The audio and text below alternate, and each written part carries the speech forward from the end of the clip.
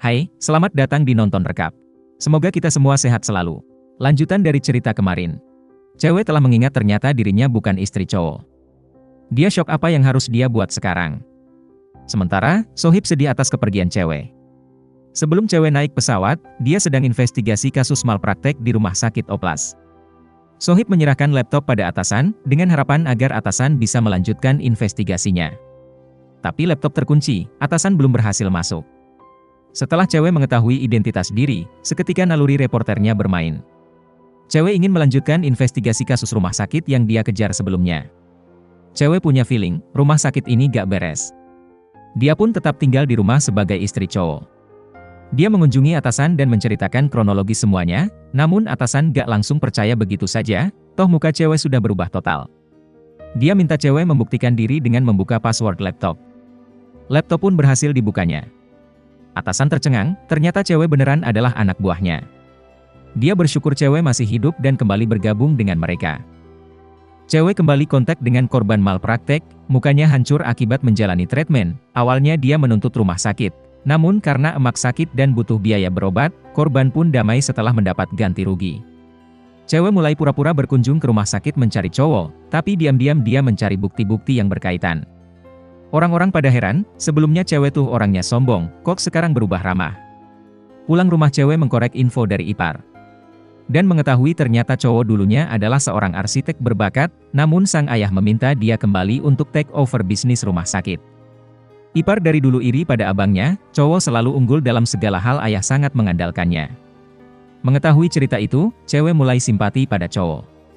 Di suatu percakapan, cewek berusaha semangatin cowok agar bisa pertahankan impian sendiri, sekalipun gak bisa jadi kaya raya, asalkan berusaha dengan tekun, suatu hari akan menjadi sukses juga.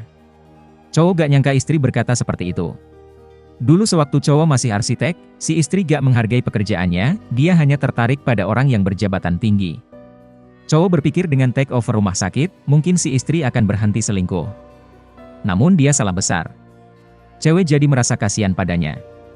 Anak dan cewek pun menjadi semakin dekat. Saat si anak mulai kumat traumanya, cewek selalu sabar menemaninya. Cowok tersentuh melihat sikap cewek yang lembut. Perlahan-lahan cowok pun jatuh cinta padanya. Malam itu mereka pun tidur bareng, cowok berkata pada cewek, sepertinya agak kurusan ya, rasanya agak beda dengan dulu. Cewek jadi kagok, dia beralasan mungkin terasa beda karena bekas ganti kulit. Cewek baperan karena dirinya juga telah jatuh cinta pada cowok. Suatu hari, cewek menemukan laptop almarhum. Cewek mendapat bukti percakapan si almarhum dengan selingkuhannya. Ternyata selama ini selingkuhan tak lain adalah si ipar. Karena minder dengan abang yang unggul, dia sengaja selingkuh dengan kakak iparnya.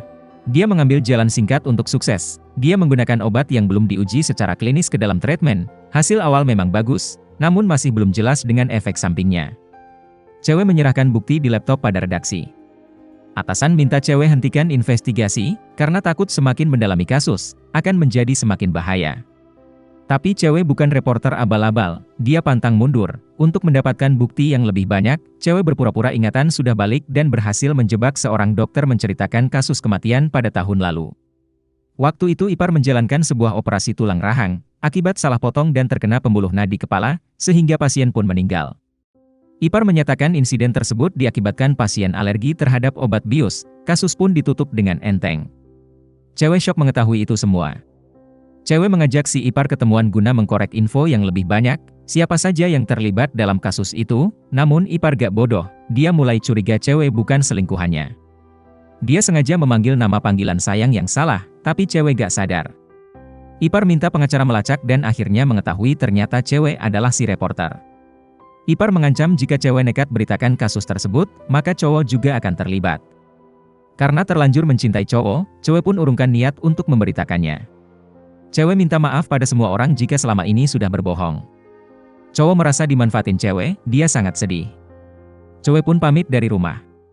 Keesokan hari, mak mertua menjumpai cewek, dia mohon cewek cegat kejahatan anaknya. Mak ceritakan semua aib keluarga, bahwa ternyata cowok bukanlah anak kandung si ayah. Selama ini ayah memanfaatkan cowok sebagai pengurus rumah sakit guna suatu saat apabila terjadi masalah pada adik, maka cowok akan bantu coverkan. Mendengar itu semua, cewek makin prihatin pada cowok. Sebelum berita dimuat, cewek menceritakan semuanya pada cowok dan berharap bisa membujuk adik untuk menyerahkan diri pada polisi. Namun, si adik gak terima, akhirnya dia ditangkap. Selesai berita dimuat, karir cewek semakin menjulang. Cowok gak terkena kasus, karena saat insiden tahun lalu itu terjadi, cowok belum menjabat sebagai pengurus. Cowok kembali menjadi arsitek sesuai impian. Dia melamar cewek, mereka pun hidup bahagia. Jika kamu suka dengan nonton rekap, please subscribe dan tekan lonceng notifikasi. Dukungan kamu sangat berarti buat kita. Terima kasih.